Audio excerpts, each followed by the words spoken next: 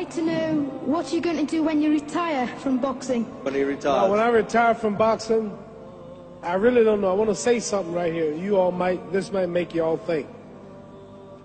Life is real short. So you add up all your traveling, add up all your sleeping, add up all your school, add up all your entertainment, you've probably been half your life doing nothing. So what am I'm 35 years old. 30 more years, I'll be 65. We don't have no more influence. We can't do nothing much at 65. Your wife will tell you that. So what I'm saying, when you're 65, ain't too much more to do. So did you know I'll be 65 in 30 more years? In those 30 years, I have to sleep 9 years. I don't have 30 years of daylight. I have to travel back to America, take 6-7 miles. All my traveling, probably 4 years of traveling in the next 30 years, about 9 years of sleeping, television, movies, entertainment, about 3 years of entertainment.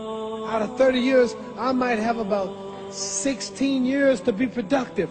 So it's how we can all break individual lives down. What am I going to do in the next 16 years? What's the best thing I can do? Get ready to meet God. Going in real estate, going in business, teaching boxers, that won't get me to heaven. How many here believe there's a supreme being, believe there's a God? How many believe there's some power that made the sun, the moon, the stars? How many believe that this stuff didn't just come out here? Somebody wiser than us made it. How many believe there's a God? How many believe there's not a God? All right. Believe there's not a God. All right. If I told you who don't believe in God, if I told you that this glass sprang into existence, this glass made itself, no man made this glass, would you believe it? Would you believe I just told you this thing made itself? No. When I tell you, you wouldn't believe it, right? No, somebody's doubting it, yeah, so I'm giving you the answer. She wouldn't believe it. If I told her this television station popped into existence, it just, no man made it, you said Muhammad Ali's crazy. All right. Well, if this glass can't make itself, if I told you those clothes you have on wove themselves, nobody created them, those clothes made themselves, you wouldn't believe it.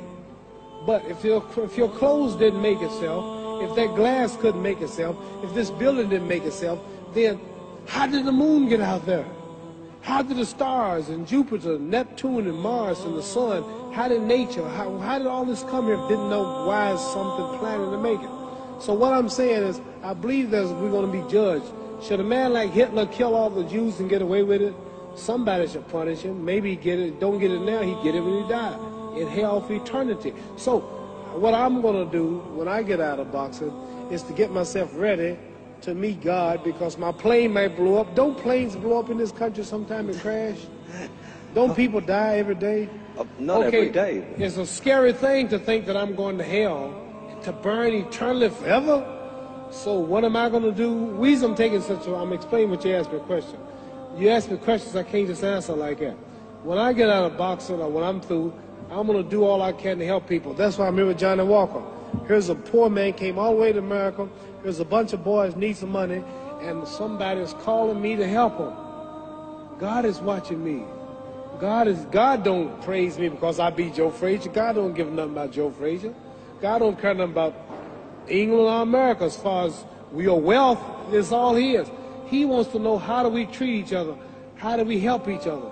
So I'm going to dedicate my life to using my name and popularity, helping charities, helping people, uniting people, bring people bumming each other because of religious beliefs. We need somebody in the world to help us make peace. So when I die, if there's a heaven, I want to see it. Because we live how long? 80 years? The odds are everybody in this room, some of you are going to be dead 20 years from now, some of you are going to be dead 50 years from now, some are going to be dead 30, and some are going to be dead 60, 70 years from now. We all going to die soon. And if you live to be, say, 125 years old, which we don't do, right? Let's say we live to be 250, and you can have sex for 145 of those years. You're going to come to the end after that. So we don't have but about 80 years on earth. This is a test to see where will we spend our life in heaven and hell. This is not the life now. Your real self is inside you. Your body gets old. Some of you go to look at the fridge, you don't have no teeth. Your hair is leaving you.